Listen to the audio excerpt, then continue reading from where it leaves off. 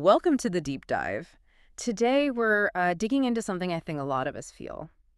How do you stay ambitious when the world feels so uncertain?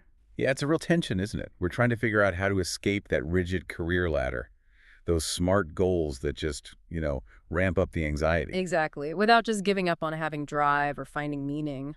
So we've looked at some really interesting sources, thinkers who suggest a new way. It's all about curiosity, not certainty. They call it the tiny experiment. A toolkit, almost, for building a life that's more flexible, more you. That's the idea. Mhm. Adaptable, unique. Okay, so where does this idea even come from? The origin story is pretty striking. Starts with Anne-Laure Le Cunff. Right. She had what sounds like the absolute dream setup. Google, San Francisco, 27 years old. Amazing pay, travel, a clear path up the corporate ladder, all those promotion rubrics. I mean, why on earth would you quit that? It seems totally counterintuitive. Apparently, her manager was just baffled, asked her, "Are you sure?" Because, on paper, she'd done everything right. Science background, business degree, perfectly optimized for that climb. But inside. Yeah, that was the problem. Mhm. She said it felt mechanical, like she was just going through the motions and honestly, getting bored, Mm. following someone else's map. Wow. Bored at Google. And it took a health scare, right? To kind of wake her up to this feeling. hmm That and just this dawning realization that the ladder she was climbing so diligently, Mm. well, maybe it was against the wrong wall for her. The sources call that an awakening, like a necessary shock to the system. Kind of a petite existential shock therapy, Really? yeah. Yeah. That moment you go, wait, what am I actually doing here? Yeah. So the goal is to find a new way, one that lets uncertainty actually become possibility, rooted in curiosity. Okay, so let's break down why that old ladder feels broken for so many people now. We all know SMART goals, right? Mhm. Specific, measurable, etc. They promise control. They do, but the reality for a lot of people is anxiety. Lots of it. Why, though? What's the psychology there? Well, think about it. A big linear goal forces you to focus way out there on an outcome where you probably don't have the expertise yet. Right. So your confidence just tanks. Ah, okay, and that triggers panic. Pretty much. Yeah. Either analysis paralysis, you're just overwhelmed by all the steps you think you need to take, Mhm. or just crippling self-doubt, feeling like a fraud before you even begin. And that anxiety, it can feed into something else. This idea of toxic productivity. Exactly. The sources talk about this. This Yeah. feeling that you constantly have to be doing, achieving, ticking boxes just to justify your existence almost. Like being busy for the sake of being busy. Yeah, or this belief that if you slow down for a second, everything will just collapse. It emphasizes speed, not sustainability. Which sounds like a recipe for burnout. Absolutely. Total mental exhaustion. Yeah. And it ties into that other pressure, doesn't it? The whole find your purpose, follow your passion thing.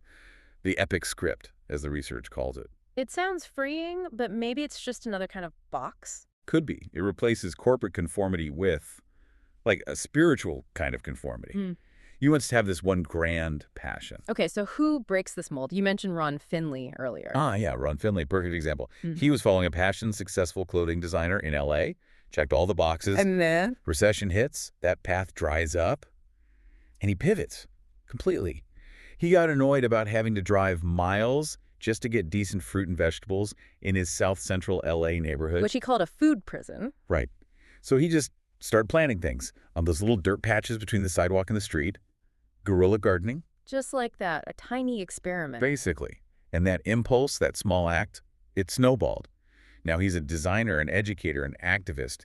His life is arguably way more complex, but also more secure, precisely because he didn't stick to one epic script. Okay, Ron Finley's story is inspiring, ditching the script. Yeah. But you can't just wander aimlessly, right? Yeah. We need some kind of structure, a tool for this. Yeah. Spontaneous growth. That's where the tiny experiment comes in, specifically formalized as the pact. The pact. Okay, so it's like a commitment. Exactly, a commitment device. Yeah. It takes those nagging, should I try learning to code? Or maybe I should write more thoughts, and turns them into structured, time-bound experiments. You pledge to do a specific thing for a set period. Got it. And there's an acronym, PACT, to keep it straight. Let's walk through that. P. P is purposeful. But here's the twist. The purpose, the meaning, comes from the learning itself, from the process. Yeah. Not from some huge, distant goal. Success is just showing up and doing the trial. Okay, takes the pressure off the outcome. A is. Actionable. Crucially, it has to be something you can actually do today. With the resources, the time, the skills you have right now, no Yeah. needing a fancy degree or tons of cash first. Makes sense. C. Continuous. Yeah. Simple enough to repeat regularly. Daily, weekly, whatever fits. Consistency is key for collecting data, seeing what works. On T. Trackable. This is important. Success isn't did I become a famous writer. It's did I complete the 100 trials I set out to do. Mm. You track the completion of the experiment itself. So hang on. How is this different from just trying to build a habit? Or, a New Year's resolution that I'll probably ditch by February? Ah, good question. Key differences. A pact is explicitly for learning, not forever. Habits are often open-ended, which can feel overwhelming. Right, like I'll meditate every day forever. Exactly. And resolutions often fail because of what's called the effort paradox. We pick hard things because the struggle feels noble, but that just sets us up to fail. A pact is time-bound. It's a contract. I'll do X for Y days, weeks, then I'll stop and assess. Okay, that makes more sense. Like Anne-Laure's 100 articles in 100 workdays. That led to her Nest Labs platform, right?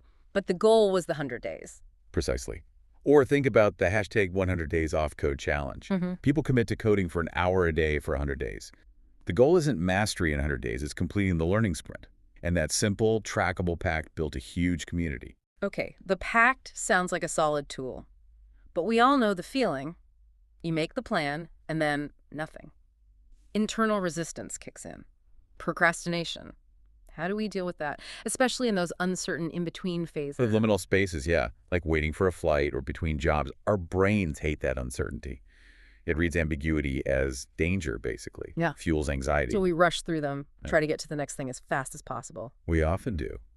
But the research suggests that's actually where the really interesting growth can happen, in that messy middle, if we can tolerate the discomfort. And procrastination. We usually beat ourselves up about it. Just lazy. Well, the perspective here is different. It's not a moral failure. It's a signal, a messenger, Okay, a messenger telling me, that something's off. hmm, There's a mismatch somewhere between what you want and what the task is. So how do you figure out what's off? how do you diagnose it? There's a tool for that. Yeah. The triple check. Comes from thinking about learning holistically. Head, heart, and hand. Ask yourself 3 things when you're resisting. 1. Head.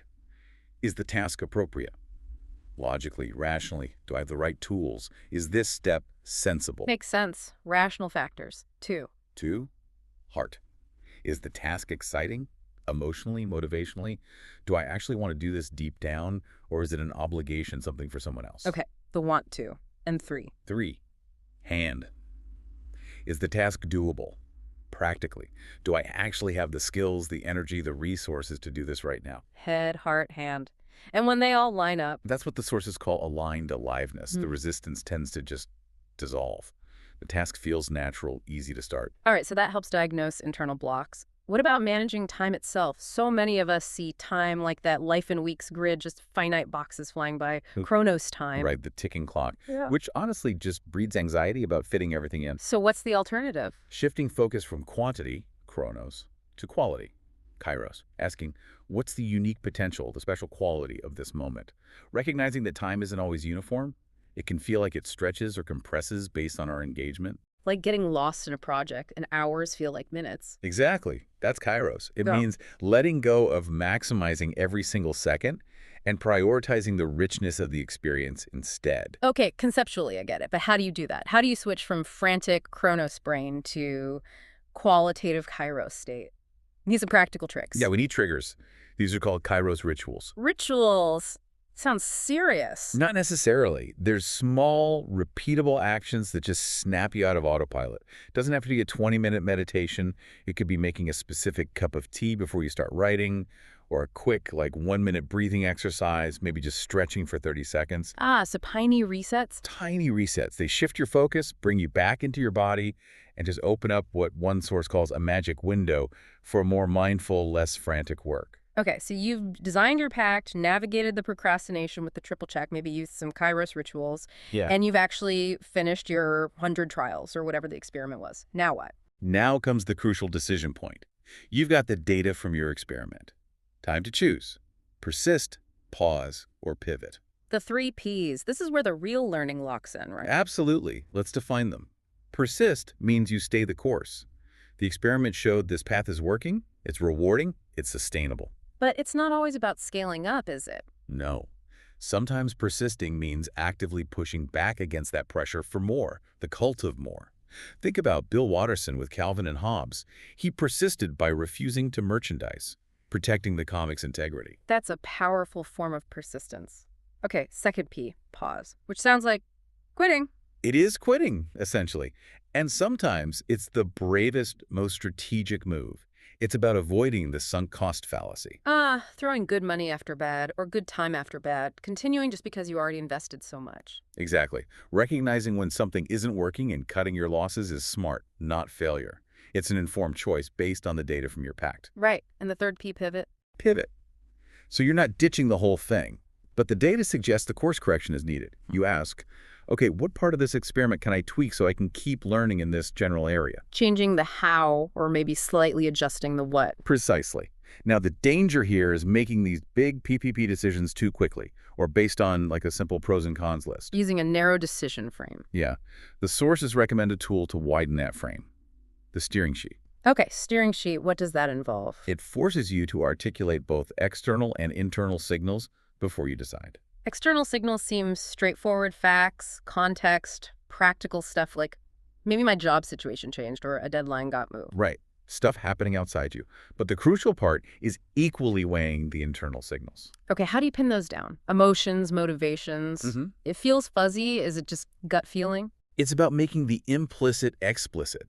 You have to actually write down, how does this pact feel? Is it energizing? Is it draining? Is it creating tension? Is it fulfilling?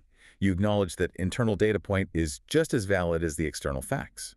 So even if it looks good on paper, if it feels wrong deep down, that gets equal weight on the steering sheet. That's the idea. It leads to a much more holistic, considered decision about whether to persist, pause, or pivot. So zooming out, what's the big picture here? If we ditch the linear ladder and embrace these tiny experiments, what does ambition even look like? It's a fundamental shift, really, away from chasing a legacy. Focusing on how you'll be remembered, the eulogy virtues. Right, status, accolades down the line. Towards focusing on the generative present. Generative present, meaning. Meaning, what value can I create now? What positive impact can I have today? It's about being proactive, making things, contributing tangibly in the here and now. And to do that, you probably have to let go of perfectionism. Oh, definitely. Embrace intentional imperfection. You can't be amazing at everything all at once. So you strategically choose where good enough is good enough to free up energy for what truly matters for sustained progress. And maybe share the messy middle more, not just the shiny end result. Yes. Learning in public, sharing the process, the struggles, the aha moments along the way. It actually helps clarify your own thinking, and it invites connection, lets others learn with you or even help you. So success isn't a destination anymore. It's what? It's the ongoing experiment, the lifelong process of discovering what actually makes you feel alive, what engages your curiosity, what allows you to contribute something meaningful right now. Okay, so the final thought for everyone listening. What's one tiny experiment, one small, actionable pact you could maybe jot down today? Something to explore your curiosity, even if you have no idea where it leads. Don't worry about the destination. Just start the experiment. See what the data tells you. Go explore. Great stuff. That's our deep dive for today. We'll talk to you next time.